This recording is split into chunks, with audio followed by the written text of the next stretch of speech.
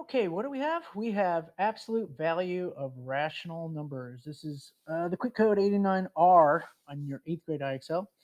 And we are working on absolute value. And absolute value means distance, distance from 0 on the number line.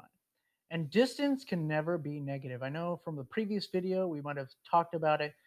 Remember, if you start at your house and it takes you 5 miles to get to the school, that's a distance of 5 positive miles.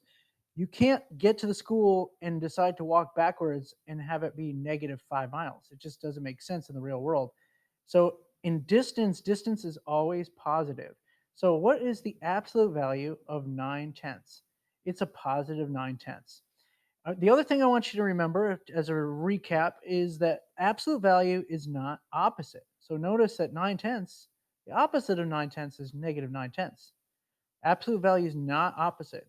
It's just a positive distance from 0 on the number line. Okay.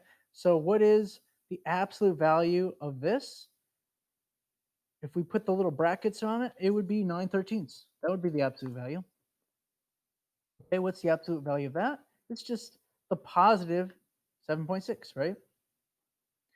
And this would be 6. So you can kind of think about it as it's going to be the positive of whatever the number is. So whether it's negative or positive, it's always going to be positive because distance is positive. Okay. So 1/2 positive. Each one of these, remember, not the opposite. It's just going to be the positive of whatever it is. So let's skip up a level. I think you get the idea. Let's jump up here. See how difficult it gets. All right. What is the absolute value of 77? It's just 77, right? Let's see. Let's jump up again. Again. 81. So what's the absolute value of negative 40 and 8/11? It's just going to be the positive of that, which is 40 and 8/11. Okay. What about absolute value of negative 990? It's going to be positive 990. Okay. So I think you get the idea, but let's see if they change it once we hit 95. Now we have to figure out what's greater, what makes it true. Okay, so if I find the absolute value of this, it's going to be positive. This is negative.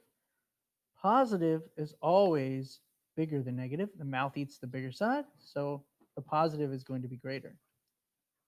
So if this is 531 positive, again, the mouth's going to eat the positive,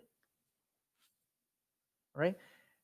If this is 258.9 positive and this is 258.5 positive, the bigger number wins, right? And a couple more here, right? So this is positive, this is negative. The positive is clearly going to be the winner, even though it seems like a smaller number, right? But this is negative 9.7. Last one. So this is positive, this is negative, positive is going to win out. And we click submit, we're good.